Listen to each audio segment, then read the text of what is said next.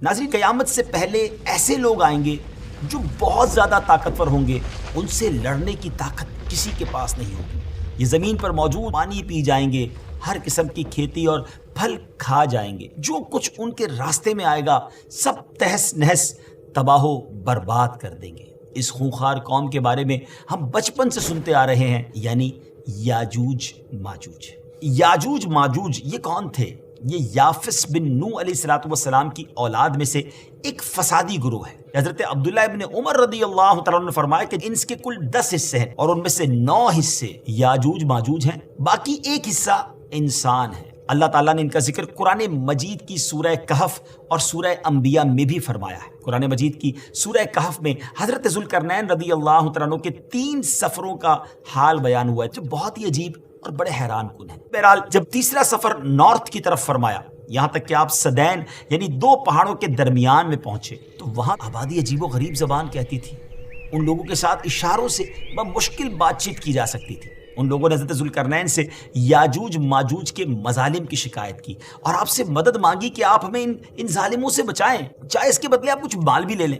हज़रत ज़ुल्करनैन ने कहा कि मेरे पास अल्लाह का दिया बहुत कुछ है, मुझे तुम्हारे माल की ज़रूरत नहीं है, मगर तुम अपनी जिस्मानी मेहनत के ज़रिए मेरी हेल्प करो, मेरी मदद करो। अब आपने कमाल क्या किया कि उन दोनों पहाड़ों के दरमियान आपने बड़ा गहरा डग किया, इतना खोदा गया कि पानी निकल आया ज़मीन से, और फिर उसके बाद आपने उस पर पिघलाए हुए तांबे के गारे से पत्थर जमाए और लोहे के तख्ते नीचे ऊपर लगाकर उनके दरमियान लकड़ी और कोयला भरवा दिया और उसमें आग लगवा दी।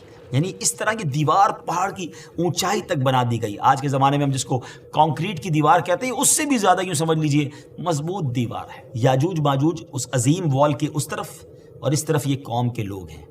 अब हदीस पाक में है कि याजूज माजूज रोज़ाना इस दीवार को तोड़ते हैं, मगर होता क्या है, दिन भर जब मेहनत करने के बाद उसको तोड़ने के करीब पहुँच जाते हैं तो उनमें से एक कहता है कि चलो अब कल तोड़ेंगे, लेकिन अल्लाह की शान दूसरे दिन ये दीवार उससे ज़्यादा मजबूत भी हो जाती है और कंप्लीट भी हो जाती है, दोबारा पूरी हो जाती है।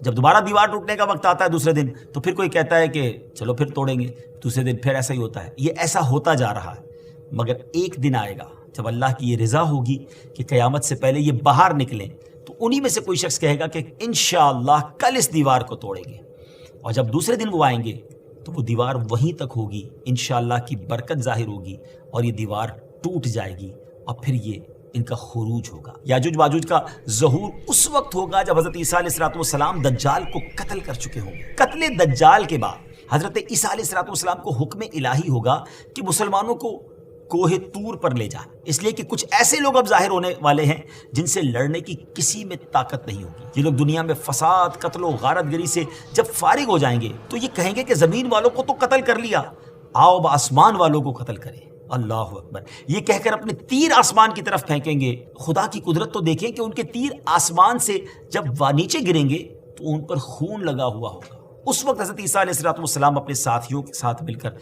दुआ फरमाएंगे। अल्लाह ताला याजूज माजूज की गर्दनों में एक किस्म का कीड़ा पैदा फरमाएगा, वो सब के सब यकदम मर जाएंगे। उनके मरने के बाद हज़रत ईसा अलैहिस्सलाम पहाड़ से उतरेंगे और देखेंगे कि तमाम ज़मीन उनकी लाशों से भरी पड़ी है। तो अब इतने लोगों को नाज़रीन कैसे दफनाया जाए, कहाँ ले जाया जाए? अल्लाह ताला की शान देखें कि हज़रत ईसा अलैहिस्सलाम की दुआ की बरकत से अल्लाह ताला कुछ ऐसे परिंदे भेजेगा जिनकी गर्दनें ऊंट जितनी होंगी। वो याजूज माजूज के इन जिस्मों को उठाकर ले जाएंगे। कहाँ ले जाएंगे? जहाँ अल्लाह चाहेगा।